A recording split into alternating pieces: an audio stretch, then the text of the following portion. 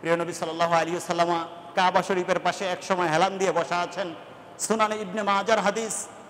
কাবা শরীফকে সম্বোধন করে তিনি বলছেন, হে কাবা মা আথিয়াবুকি ওয়া আথিয়াবু রিহিকি, হে কাবা, কত সুন্দর করে আল্লাহ তোমাকে সৃষ্টি করেছেন এবং তোমার থেকে কত সুগন্ধি, কত সুন্দর ঘ্রাণ আসছে, সুগন্ধি আসছে। ওয়া মা আ'যামুকি ওয়া আ'যামু হুরমাতিকি, হে কাবা, তোমাকে আল্লাহ কত মহান করেছেন, কত দামি করেছেন এবং তোমার সম্মানকে আল্লাহ কত উঁচু করেছেন।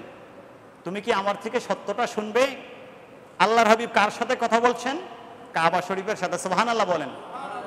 আল্লাহর হাবিব কাবা শরীফের সাথে কথা বলতে পারেন কি পারেন না? শক্তি কে দিয়েছে বাবা?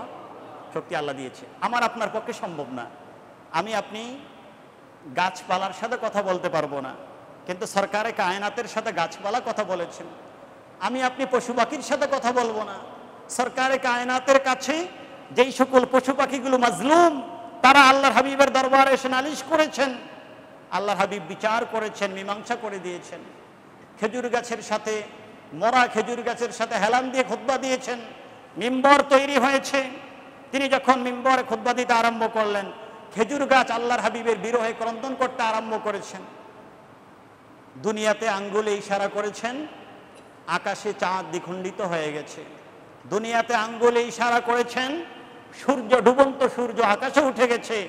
আবার সূর্য আজকে নির্দিষ্ট সময়ে অস্তমিত হবে না, আকাশের মধ্যে সূর্য থেমে গেছে। এই ক্ষমতাগুলো সরকারে কায়নাতকে কে দিয়েছেন? বলুন, কে দিয়েছেন?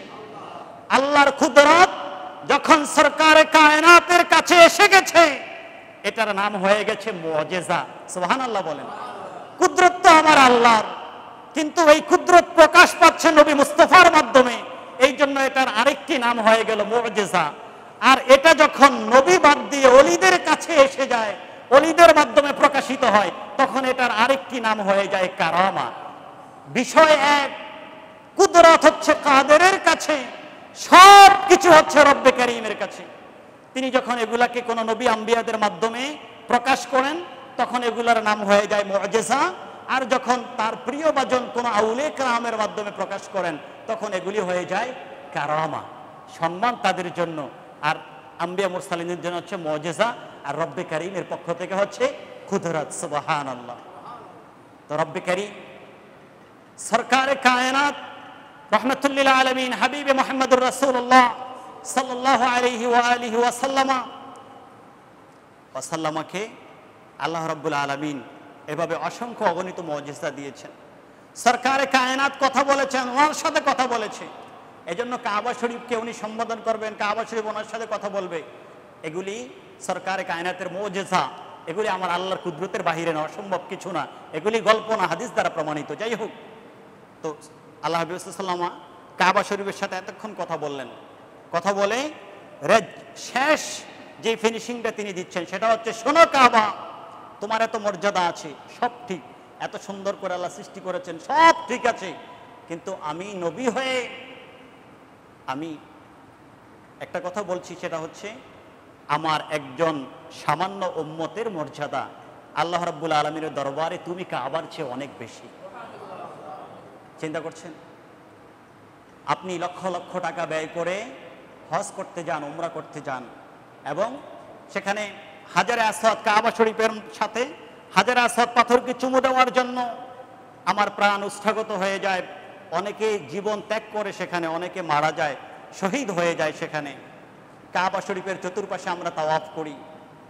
অবশ্যই করতে হবে শরীয়তের বিধান, কারণ কাবা শরীফ আল্লাহ রাব্বুল আলামিনের দরবারে টোটাল উম্মার কাছে, সৃষ্টি জগতের কাছে অনেক দামি, এতে কোনো সন্দেহ নাই। আল্লাহর শাআয়ের, আল্লাহকে চিনার জন্য অনেক বড় মাধ্যম কাবা শরীফ। কাবা শরীফের তাওয়াফ ছাড়া হজ হবে না, উমরা হবে না। সেখানে নামাজ পড়লে এক রাকাতে 1 লক্ষ রাকাতের সওয়াব। সেখানের হাজারে আসওয়াদ পাথর চুমু দিলে আপনার গুনাহগুলি হাজারে আসওয়াদ পাথর টেনে নিয়ে যাবে, কারণ এটা জান্নাতি পাথর। আল্লাহ দুনিয়াতে দিয়েছেন কাদের জন্য জানেন? এই জান্নাতি পাথরটা সাদা এসেছে। আল্লাহ হাবিব পাক সাল্লাল্লাহু আলাইহি ওয়াসাল্লাম বলেছেন, এটা ছিল সাদা, আবিয়াদ ইসওয়াদাতহু যুনুবু বনি আদমা। এই পাথরটা জান্নাত থেকে, ইয়াকুত, জান্নাত থেকে সাদা পাথর এসেছে। বনি আদমের পাপ টানতে টানতে টানতে টানতে এই পাথরটা কালো হয়ে গেছে। সুবহান, এটা পাথরের মর্যাদা। আর আল্লাহ এই পাথরের মাধ্যমে যারা চুমু দেয়, পাথরের মাধ্যমে তাদের পাপগুলো টেনে নেয়। সব অনেক মর্যাদা, সবকিছু এখানে রয়েছে, কিন্তু সবকিছু একসাথ করার পরেও আল্লাহ এগুলাকে যেই মর্যাদা দিয়েছেন তার চেয়ে অনেক বেশি মর্যাদা আল্লাহ তার হাবিবের একজন উম্মতকে দিয়েছেন। সুবহানাল্লাহ।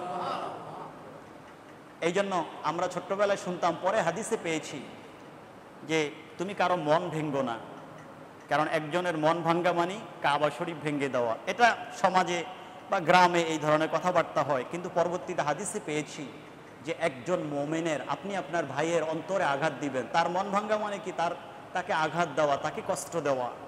এটা আল্লাহর দরবারে কাবাগরকে ধ্বংস করার চেয়েও বেশি আল্লাহর দরবারে কষ্টকর, বেশি ক্ষতিকর, বেশি অপরাধ এটা।